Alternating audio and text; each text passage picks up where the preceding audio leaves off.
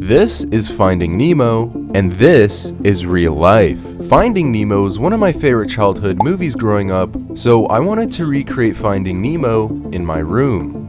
But part of the reason why I'm making this tank is because, you see, when I was just a little kid, Nemo was my favorite movie growing up, and it holds such nostalgic feelings. So I'll be making this tank to hopefully relive my childhood memories. So my plan for this tank is to create a beautiful reef just like Nemo's hood. I'm also going to add beautiful exotic sea anemones so everyone can feel like they're actually inside Nemo. But more importantly, we're going to add all our little fish friends from the Tank of the Dentist scene in there as well.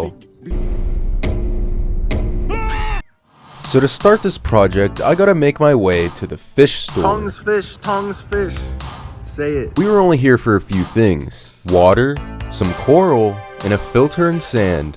And we also saw Nemo and Dory, which we're gonna get later. There's Nemo. We're coming back for you guys. This one. Tiny fishy. And apparently we need this reverse osmosis water, which is really just high quality water. And this is me picking out some coral. And these are live coral, so that means they're alive. Yup. Which basically means there's just stuff living on them, like algae and whatnot. So now we're ready to get started. And the first thing I wanted to do was paint the back of the tank black. You're gonna have to move. Excuse me? You have your little bone. Okay. And painting it black just makes everything pop out just a bit more. And here it is finished. Kinda sloppy, yeah. But now it's time to set up the tank. In first order of business, special sand. And it's special because It's live. yes, this is live sand, so it is actually alive and moving. It's dead now. Why is it wet? It's bleeding. Here I am pouring out the whole bag of sand. And guys, I'm just kidding. Sand is not alive, okay? It's just really tiny rocks. And they call it live sand because it's from the actual ocean and it holds live bacteria, which is good for the water. And after putting some base rocks down, I begin sculpting with the coral. And after I adjust the rocks, I come up with this design that I kind of thought looks like a reef, and I fill the rest of the tank up with water. I also hooked up the filter and put a heater in, and added this wave maker, which just makes waves. And at this point, our tank is looking absolutely spiffy. You can see the tank cleared up and our coral is coraling. And since we painted the back of the tank black, everything seems to stand out just a little bit more. And the cool thing about the wave maker, it actually creates current like it's actually in the ocean, so that's pretty cool. As of right now, our tank is sitting perfect because we have natural rock and sand, so it's pretty much ready to add some life. So the guy at the fish store told me to put in more live bacteria, and he told me to put this whole bottle in. Okay, this guy better not have lied to me. Everything's actually fine, and it just cleared up in like an hour, so it's fine. But at the same time, we kind of have a small problem. Our tank is looking kind of lifeless, except for our sand. Our sand is alive. So I headed to the store to get some sea anemones. They had an awesome selection, and I picked out a few that I liked, and I brought them home ready to be installed. And these little guys are responsible for making the tank look like Nemo's home. And did you know they can literally swim? This anemone literally detached himself and started swimming. And this species I have can literally do the same. All because they have something called a foot. They can detach themselves if they don't like the spot that they're in. And this anemone literally floated across the whole entire tank. And now that we have our tank set up just like in Nemo, it was time to go back to the fish store to get some fish. And I saw a bunch of fish that we're going to add later on. I secure the bag and get ready to introduce our first member. This is Jacques, or also known by Jacques, and he has a cleaning obsession. Jacques! Oui, clean in! Oui.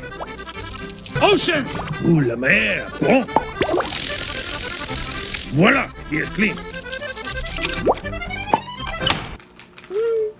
In real life, these are called cleaner shrimp. They can keep other fish healthy by removing parasites and dead skin from their mouths and gills.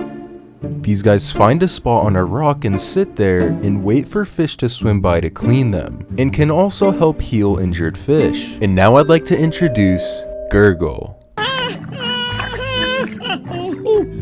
He's kinda crazy, and he is indeed a royal grandma. And he has one of the most coolest color combinations I've ever seen. And he also cleans just like Jacques. Jacques, I said no cleaning. I am ashamed. These guys can search for territory and explore rocks and crevices to find a favorite hiding spot. And I always tend to see mine in a certain spot he's in. And now I wanted to introduce Bloat. Bloat? That's disgusting. Tastes pretty good to me. He eats everything, and he's also a porcupine pufferfish. And these guys can get up to about 3 feet long. And these are the same ones that puff up when they feel in danger. But all in all, these guys are just cute looking little fish.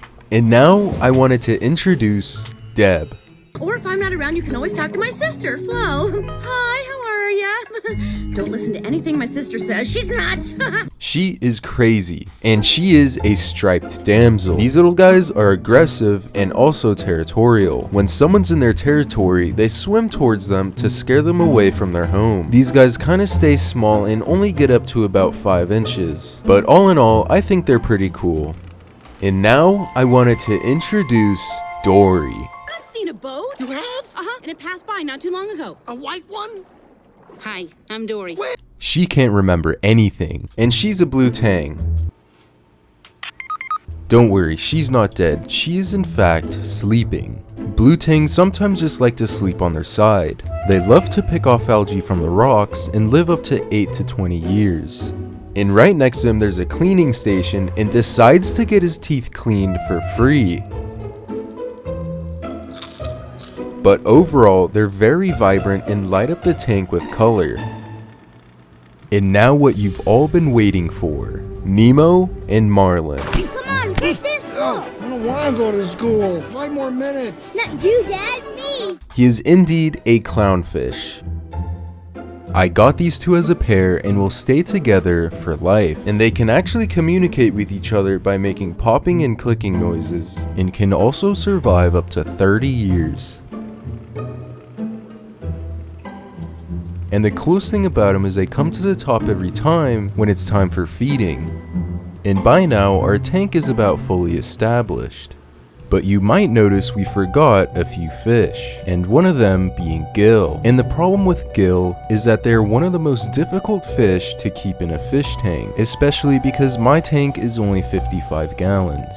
And as for bubbles, none of my local fish stores had any in stock, and they said they weren't gonna get any in store for quite a while. So by now, we pretty much have a full-blown Nemo tank, and my goal for this video is to remake Nemo to relive a childhood memory. And yes, I absolutely love this tank and will upkeep it for time to come. But the thing is, when you have something you liked so much and want to relive it one last time, it's just that it's not really the same as experiencing it for the first time. And I feel like that goes for a lot of things. But instead, I more so have this tank to remind me of how awesome of a childhood I had. And if you like this video, I think you'd also really like this one too.